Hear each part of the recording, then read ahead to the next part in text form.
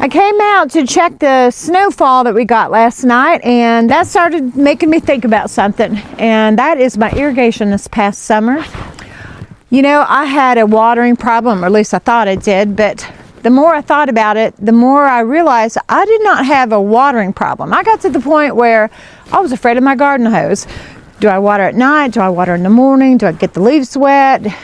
Do you make sure you don't get them wet? Do you not water at all, or do you water more? It was like a constant thing in the back of my mind. And I think what the problem was, it wasn't my watering so much as it was the soil. The soil just did not do its job. I mean, I try to do everything right. I water in the morning when I can think of it, and which is really surprising because most of the time I can't remember anything. And then I got realizing that it wasn't so much my watering. Even though I bought this huge watering system, which I'm glad, because when we go on vacation, it's going to take care of itself. It's I can spend more time on my plants, but anymore, another video on that. But the thing is I started thinking, this is about my soil. My soil wasn't holding the water.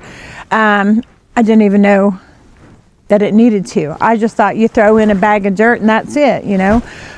But here's the thing, I was focused on the wrong thing.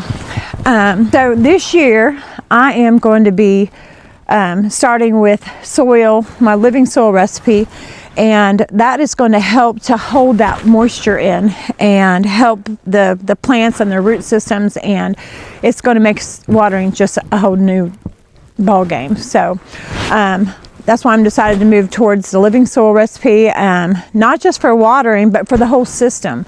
It just makes sense. And when you're a new gardener, I don't think you realize things that you need to know, which you don't know. You just go to the big box store, you throw it in, and you hope that that's it. But that's not always it. But still, your irrigation's not going to work properly if your soil's not holding the water to begin with. So you'll be able to find that recipe from my living soil recipe in my bio. I also have a container recipe as well that's better for containers, and then one for raised garden beds. So I'll share those with you too. And until next time, do good, grow good, and heal the earth.